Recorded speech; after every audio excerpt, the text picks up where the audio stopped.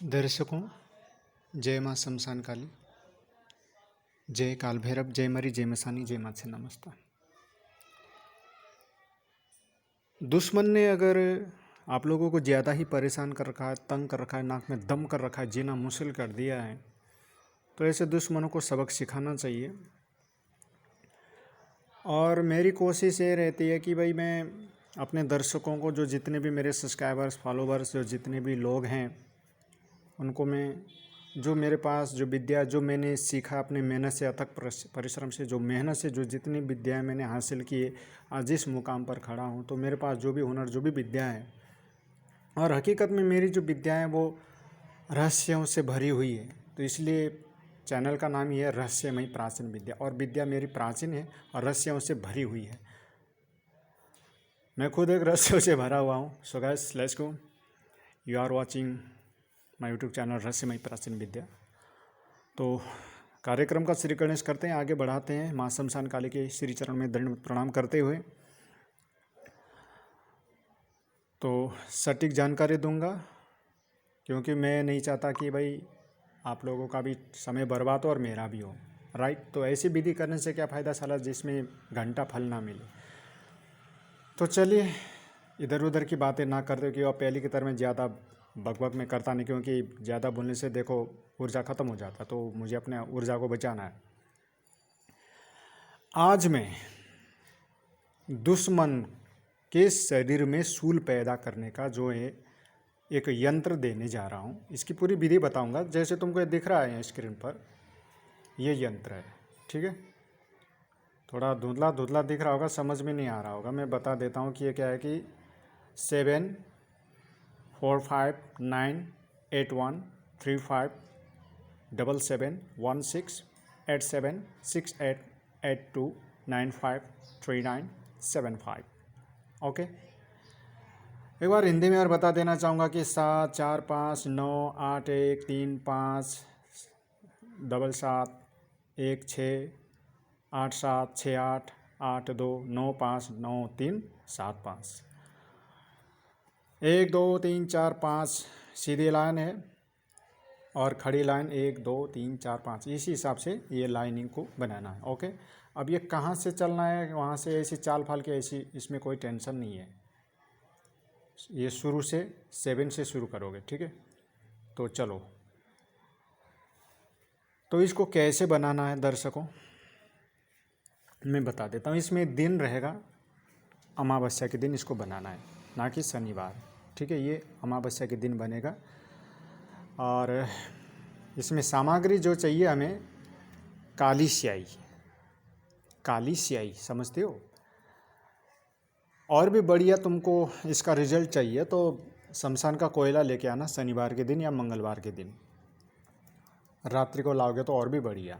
निमंत्रण दे करके भोग, शराब फराब, जो बकरे की कलेजी वगैरह भोग दे करके अगर रात के 12 बजे लाओगे तो और भी सोने में सुहागा वाली बात है।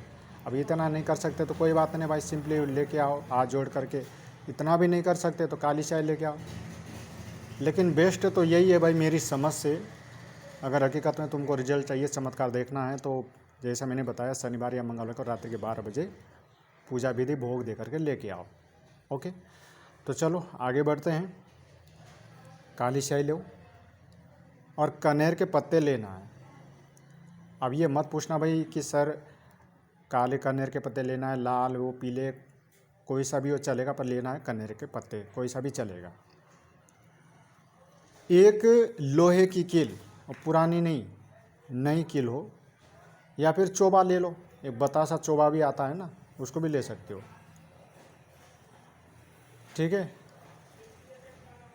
तो दक्षिण दिशा की तरफ मुंह करके बैठना है, ठीक है। और आसन जो है काले रंग का रहेगा, और तुम्हारा जो वस्त्र वगैरह वो भी काला ही रहेगा। दिन मैंने बताई दिया अमावस्या, विधि क्या है सुन लो। दर्शकों, साधक साधिकाओं, इस यंत्र को बनाने के लिए जो मैंने बताया सामग्री, उसको अपने पास ला के रख लो। और जो भी मैंने बताया है समय, टाइम टेबल, ठीक है, ये इसको रात के 12 बजे करो तुम, 9-10 बजे भी कर सकते हैं, ऐसी कोई दिक्कत नहीं। इसके लिए तुमको वही एकांत जगह में जाना होगा। अगर शमशान के आसपास कोई बबुल का पेड़ लेना है जो कांटेदार, हमारे यहाँ तो राजस्थान में बहुत है, शमशान भूमि में देसी कीकर बोलते हैं बबुल। कोई टेंशन नहीं अपन को। तो अब तुम्हारे यहाँ है या नहीं है वो तुम्हारी किस्मत।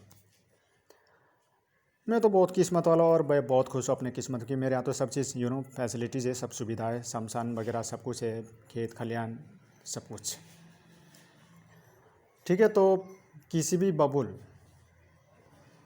कीकर के पास जाओ, और इसमें कीकर का, एक तो कीकर का पेड़ होता है, एक होता है बबुल। हमें बबुल का ही पेड़ लेना है।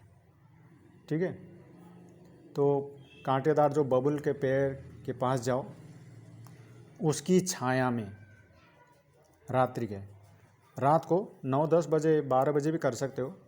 12 तो बहुत विशेष बढ़िया ओरिजिनल टाइम है, 12 बजे स्टार्ट कर सकते हो तो और अच्छी बात है। ठीक है, तो वहाँ जाओ, उसके पास जाकर के नीचे बैठ जाओ। तो वहाँ थोड़ा सा लोबान जला करके इसकी धुनी कर दो, काले आसन पर बैठ जाओ और अपना मुख जो है दक्षिण दिशा की तरफ कर लो। और जो यंत्र मैंने यहाँ दे रखा है स्क्रीन पर, जो तुमको दिखाई दे रहा है, शो हो रहा है, तो इसको काली स्याही की सहायता से कनेर के पत्ते पर इसको लिखना है, लिख करके तैयार करना है। और इतना करने के बाद इसके बैक साइड में दूसरी तरफ तुम्हारा जो भी दुश्मन है, जो भी शत्रु, उसका नाम लिख दो। सिर्फ नाम लिखना है, पूरा नाम लिखने की कोई ज़रूरत नहीं है। सर ने सिर में मतलब किसी का नाम जो है रामू है तो श्री रामू शर्मा ये वो वगैरह लगाने की ज़रूरत नहीं, सिर्फ ओनली ऑन रामू। ठीक है, कुमार फुमार ये वो वगैरह लगाने की ज़रूरत नहीं है, सिर्फ रामू। ठीक है, इधर यंत्र बना है और उसके बैक साइड में दुश्मन का नाम लिखना है। फिर उसको धूप दीप करो, लुबान की धुनी दिखाओ, उसकी पूजा करो।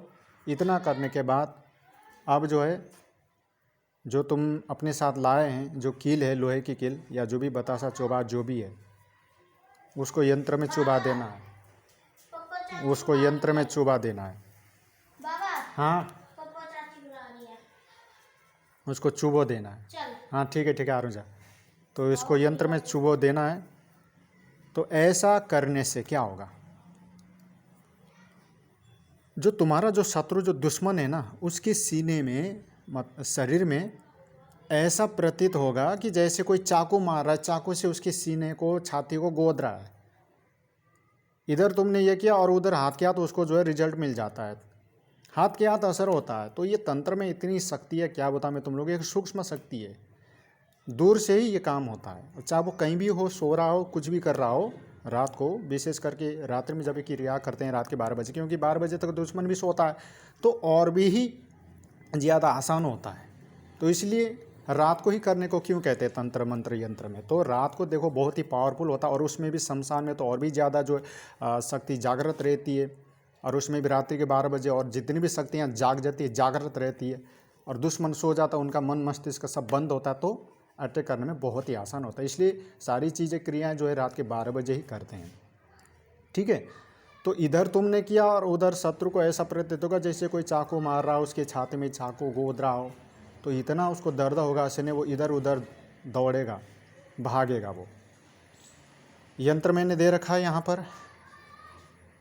ठीक है, तो जाते जाते बताना चाहूँगा दर्शकों, साधक साधिकाओं, इस प्रकार के यंत्र को अपने निजी स्वार्थ के लिए नहीं बनाना चाहिए, किसी असहाय को या निर्दोष को परेशान करने के लिए भी नहीं करना चाहिए, नहीं तो इसका उल्टा असर भी हो सकता है, जिसको तुमको भुगतना पड़ेगा, वो शक्ति भी तुमको नहीं बचा पाएगी। हमारा ठीक है, तो ये जो यंत्र है हमेशा बताए, जो भी मैंने समय टाइम टेबल, जो भी तिथि, जो भी बताया अमावस्या वगैरह, इसमें ही बनाना है इसको।